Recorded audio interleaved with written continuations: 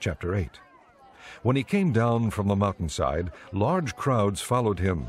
A man with leprosy came and knelt before him and said, "Lord, if you are willing, you can make me clean." Jesus reached out his hand and touched the man. "I am willing," he said. "Be clean." Immediately he was cured of his leprosy. Then Jesus said to him, "See that you don't tell anyone, but go, show yourself to the priest and offer the gift Moses commanded as a testimony to them." When Jesus had entered Capernaum, a centurion came to him asking for help. "Lord," he said, "my servant lies at home paralyzed and in terrible suffering." Jesus said to him, "I will go and heal him." The centurion replied, "Lord, I do not deserve to have you come under my roof, but just say the word, and my servant will be healed. For I myself am a man under authority, with soldiers under me. I tell this one, 'Go,' and he goes, and that one, 'Come,' and he comes. I say to my servant, 'Do this,' and he does it." When Jesus heard this, he was astonished and said to those following him, "I tell you the truth, I have not found anyone in Israel with such great faith. I say to you that many will come from the east and the west, and will take their places at the feast with Abraham, Isaac, and Jacob in the kingdom of heaven.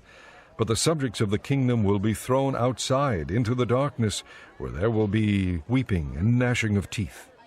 Then Jesus said to the centurion, "Go, it will be done just as you believed it would." And his servant was healed at that very hour.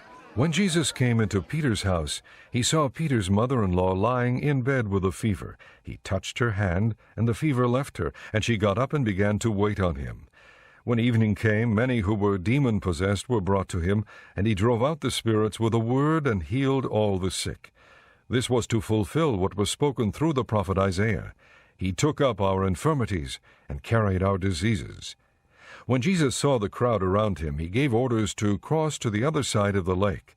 Then a teacher of the law came to him and said, "Teacher, I will follow you wherever you go."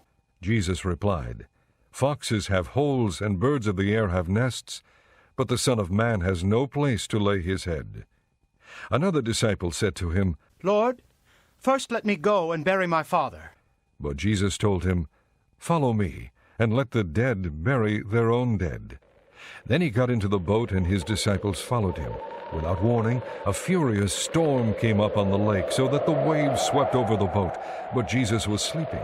The disciples went and woke him, saying, "Lord, save us! We're going to drown!" He replied, "You of little faith, why are you so afraid?" Then he got up and rebuked the winds and the waves, and it was completely calm. The men were amazed and asked, "What kind of man is this? Even the winds and the waves obey him." When he arrived at the other side in the region of the Gadarenes, 2 demon-possessed men coming from the tombs met him. They were so violent that no one could pass that way. "What do you want with us, Son of God?" they shouted. "Have you come here to torture us before the appointed time?" Some distance from them, a large herd of pigs was feeding. The demons begged Jesus. "If you drive us out, send us into the herd of pigs." He said to them, "Go." So they came out and went into the pigs, and the whole herd rushed down the steep bank into the lake and died in the water. Those tending the pigs ran off, went into the town, and reported all this, including what had happened to the demon-possessed men. Then the whole town went out to meet Jesus, and when they saw him, they pleaded with him to leave their region.